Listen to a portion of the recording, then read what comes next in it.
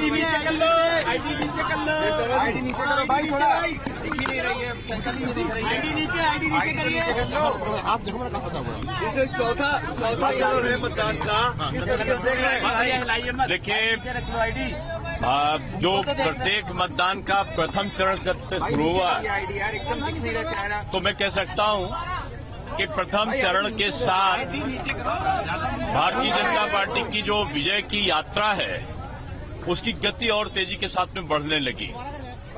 और मैं कह सकता हूं कि चौथे चरण के बाद जो विपक्ष की हार का दोहरा शतक बनेगा और बीजेपी की जीत का दोहरा शतक से भी ऊपर हम लोग अपने पिछले रिकॉर्ड को तोड़ने की तरफ आगे बढ़ेंगे। और मैं कह सकता हूं कि इस समय बीजेपी की आंधी पूरे प्रदेश में चल रही है और 7वां चरण के समाप्ति के बाद ये आंधी तूफान में बदल जाएगी और पिछला रिकॉर्ड बीजेपी तोड़ेगी। विकासवाद हमारा मुद्दा रहा है और विकासवाद के नाम पर आज हमने चुनाव लड़ा है। और मैं कह सकता हूं कि मोदी जी और योगी जी अब हर घर में पहुंचे हैं, हर घर में उनकी तस्वीर है और हर घर में दिलों में तस्वीर है और जो उनके द्वारा किए गए कार्य हैं वो घर घर पहुंचे हैं। और निश्चित रूप से ये चुनाव अन्य चुनावों से बिल्कुल अलग चुनाव रहा है। पहले चुनाव में सड़क, बिजली, पानी, शिक्षा, स्वास्थ्य और सुरक्षा ये प्रमुख मुद्दे हुआ करते थे।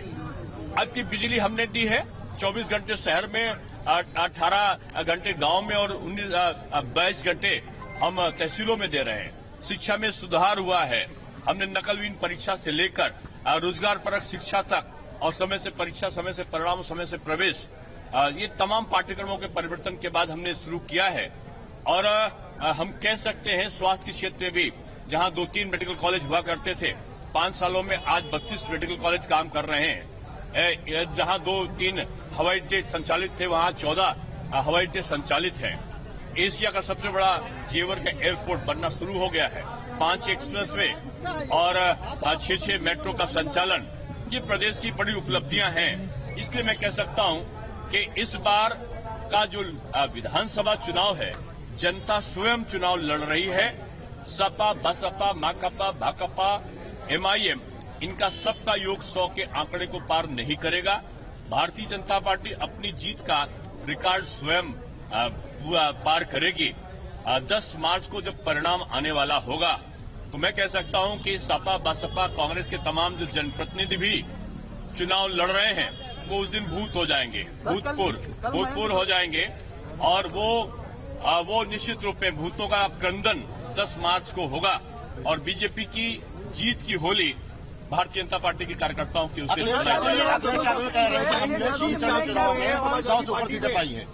मैंने कहा ना कि दावा कोई कर सकता है, दावा करने का अधिकार है। MIM भी कह रही मैं सरकार बनाऊंगी। देखिए, केवल तस्वीर जो है मोदी जी और योगी जी की हर मतदाता के दिल में है, बाकी किसी तस्वीर का कोई महत्व नहीं। बीजेपी सारी सीटों को भारी बहुमत से जीत रही है, पिछला रिकॉर्ड बीजेपी तोड़ेगी।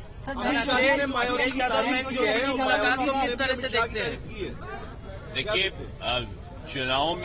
चुनाव आते हैं जाते हैं, लेकिन जो विपक्ष और सत्ता पक्ष की कटुता है वो भाव नहीं होने चाहिए। आपस में प्रेम, सौहार्द, एकता और समन्वय के साथ अपने अपने विचार रखने चाहिए। ये लोकतंत्र का पर्व है और लोकतंत्र के पर्व में तो मतदाताओं से मैं हमेशा अपील करता हूं कि अपने मतों का प्रयोग करें और जो विपक्ष है वो संवादहीनता करने के बजाय अपने जो संवाद की शैली है, वाणी का संयम है, वो न खोए। जो है वो बकवा की तरफ मुंह कर रहा है। आप देखते जाओ और कौन किसकी तरफ जाता है। पूरे प्रदेश में अगर पिछली बार वो 85%, 80% मिला था तो इस बार वो 99% की तरफ है। समाजवादी बीजेपी गवर्नमेंट के लिए क्या बोलना चाहेंगे, क्या करना चाहेंगे? बीजेपी फिर तो दोबारा गवर्नमेंट बनी, अगले 5 साल। देखिए, हमारा मुद्दा विकास था, विकास है और विकास रहेगा। विकास के आधार पर हम काम करेंगे और विकास के आधार पर ही हमारा चुनाव का सारा मुद्दा रहा है। अखिलेश और मयंक की मुलाकात तो डिप्टी सीएम दिनेश शर्मा को आप सुन रहे थे, जो परिवार के साथ वोट डालने के लिए पहुंचे थे और विपक्ष पर हमलावर होते हुए नजर आए। साथ ही उनका आत्मविश्वास झलक रहा था। उन्होंने कहा कि बीजेपी की जो आंधी चल रही है वो 10 मार्च को तूफान में कन्वर्ट हो जाएगी और उसके बाद जितने भी प्रत्याशी हैं वो भूतपूर्व हो जाएंगे।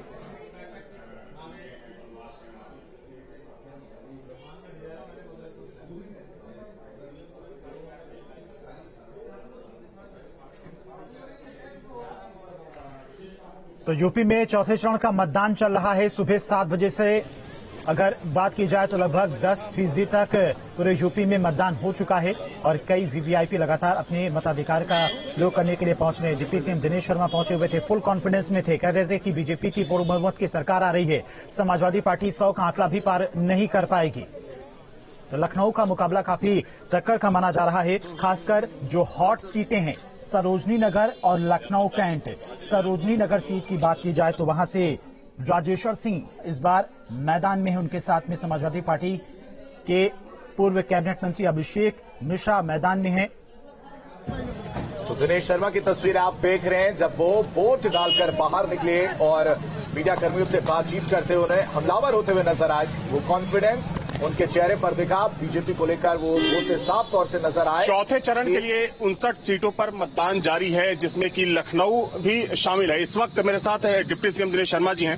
सर, लखनऊ बेहद महत्वपूर्ण है, चौथे चरण को किस तरीके से आप देख रहे हैं? देखिए, चरण कोई भी हो, अब इन चरणों में ईश्वर का जो चरण है वो बीजेपी के आशीर्वाद देखता हुए बीजेपी को दिखाई पड़ रहा है।